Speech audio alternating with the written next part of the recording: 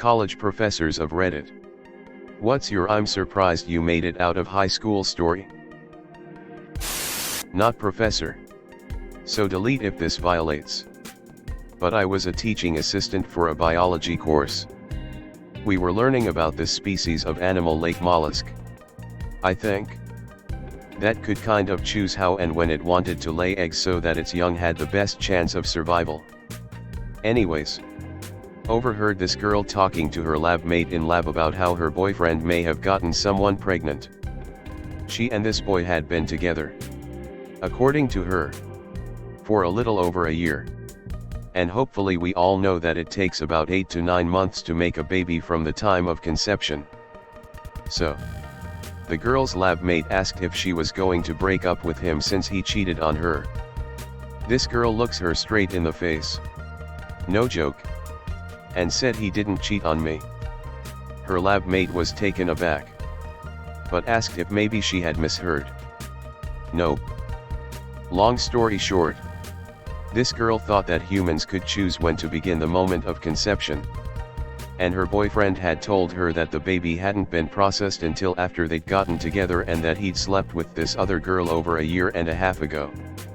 She genuinely believed this story, using what we had learned in class about the mollusks as proof. I knew her as an acquaintance outside of this class, too. And last I heard, she was still with this guy. And yes, the baby is his. Edit, typo. I had to break to a classmate that you don't piss out of your vagina. She was 23-ish. It came up because she made a very confusing statement about giving birth. Unfortunately, I don't remember what it was. I used to work at an English help lab at my university. I had no problem helping the English as a second language students because they had a tough challenge working outside their primary language. What killed me is how some of these native English-speaking kids got out of high school still writing incomplete sentences, run-ons, tense disagreements, and having basic vocabulary and grammar errors. I went to an engineering school, so of these guys probably were good at math and bad at English. But you still need to be able to communicate.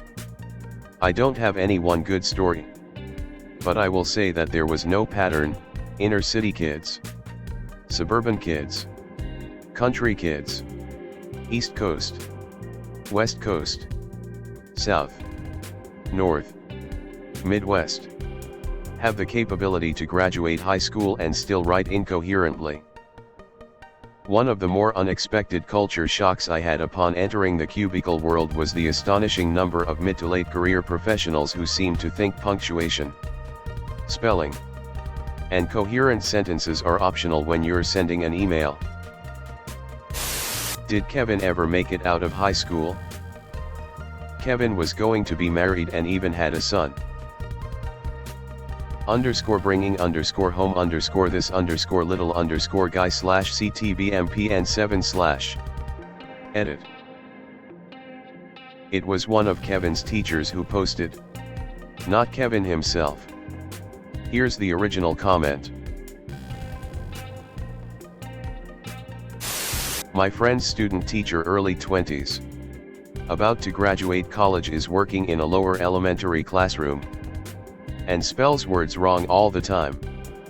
Everyone can have a brain fart now and then, but this is a few words every day. Here she is, teaching the kids, and there are misspelled words on the board every day. Honestly, I wouldn't hire her. Being a good speller should be one of your skills when you go into elementary teaching. A woman I went to high school with, who is now an, I believe, elementary school teacher, posted herself at her SNHU graduation some years back holding a sign created by the school that read, "I did this for my blank for student to fill out." Yes, the comma was printed onto the sign by the school. The irony of seeing this lady hold a sign reading, "I did this for my future class to show off that she received credentials allowing her to teach kids" was great. I have a bunch of over-egoed dickwads who think they're the speep because they were the best coder in the high school, then whine and complain at the assignments I give them. They never admit they're not as good as they thought they were. They never admit they need help. They just whine that I looked at industry code once and it didn't look like this, or something about their imaginary internship with Google. So they never get the help they need, and they never try because they think they're better than the degree. Maybe they were the best programmer in their high school. But in college, pretty much everyone here was the best programmers in their high school as well. I think that could be symptomatic of them never really being pushed before. I've noticed that when people coast for the longest time on natural ability without really facing true opposition, they are the first ones to either give up or blame the issue in someone else. I completely agree. I've got a friend right now who was able to pass all his classes in high school, but got lazy cause of Corona. We're both in university now, and got in off our grades pre-Corona. He's a hard worker and willing to put in effort when he's pushed. But now that it's online, he feels no responsibility to his teachers or to himself. He's basically cheating his way through entry-level classes for no reason. This is a bit different than what you're saying, but it's the same mindset when I talk to him. Outside of tests and assignments, he says he wants to be putting in the work, but when it actually comes to doing it, he feels no reason to put in effort. He's blaming his inability to adapt to his classes on Corona, or that everyone else is cheating so he should too.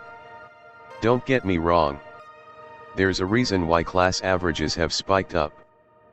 But he's going from solidly putting in some effort to go through sources and to cite them properly to getting a 0 on a final essay for plagiarizing it. We've both had the same teachers. We've both had to turn in every assignment to turn it in for the last 4 years. The excuses never stop. Holy phoebe. Just got one. So I teach both in-person and online classes. Our courses use Moodle as our course organization thingy. And the ebook we use for the online section of the course I teach is through another website. So you need to buy the access code. Go to their website and do assignments there. To ease with the access of the site, I recorded a video of myself navigating Moodle, mock purchasing the ebook code, going to the website, registering the code, and navigating the ebook, showing all aspects of the site to the students. I then posted that video, so it's quite literally the first thing you see in the Moodle page. Fast forward a couple semesters to this one. The midterm opens up in February 15th and closes 30 days later. I get an email from a student to the effect of, "Hey, so I've been waiting for you to upload materials to Moodle only to find out it's in an ebook. I'm confused and don't know how to get access to it. Like, there's legit no way to make up half of the material before the end of midterm access." I just sigh. Whenever the world idiot proves something, the world makes a better idiot. My father. Not a prof, but I have to share this. I was sitting in the rec sauna with two random dudes.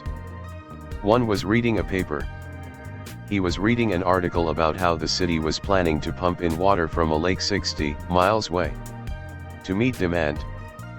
He looks up at me and the other guy.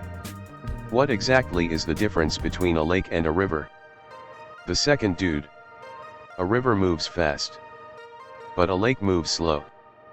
Astonished, I said, "A river flows typically to the ocean, but a lake is a body of water. It doesn't flow anywhere." He stared at me with a blank look, then turned to the other dude. "Say again what you said, 'cause that sounded right." Other dude. "Yeah, dog. A river just moves fast, but a lake moves slow." I then felt a portion of hope leave my body. Undefined. And I guess the real question we should now ask is, how did I get out of high school? Haha. My graduate school classmate wrote, "America is a country that has been around for thousands of years." It was a group paper on social policy. Here's a bit of a role reversal. I'm not a professor, but a student. And the professor was the one that made me question a few things. Looking back, he may have just had a brain fart, as he was very intelligent math-wise and will remain one of my favorite professors. One day in his Calculus 1 class, someone asked him a question regarding a homework problem, and he decided to draw an example on the whiteboard. His example had to deal with the angles of light that affect the length of a shadow cast by a pole. It was a nice diagram, except for one thing. He put the light source on the same side of the pole as the shadow. Every student who was paying attention was thinking the same thing. Then someone pointed it out. My professor disagreed. The rest of the class began to chip in. The professor then proceeded to try and convince a class of calculus students that a shadow is cast towards the light source. For half an hour, my brain melted. I think he ended up giving up and just moving on. This dude probably realized his mistake and lost sleep over it for weeks. Hey guys, if you like this video then smash that like button. Subscribe to the channel for more contents like this. And don't forget to press that bell icon to get notified for future videos. Thanks for watching. Click here to see more videos.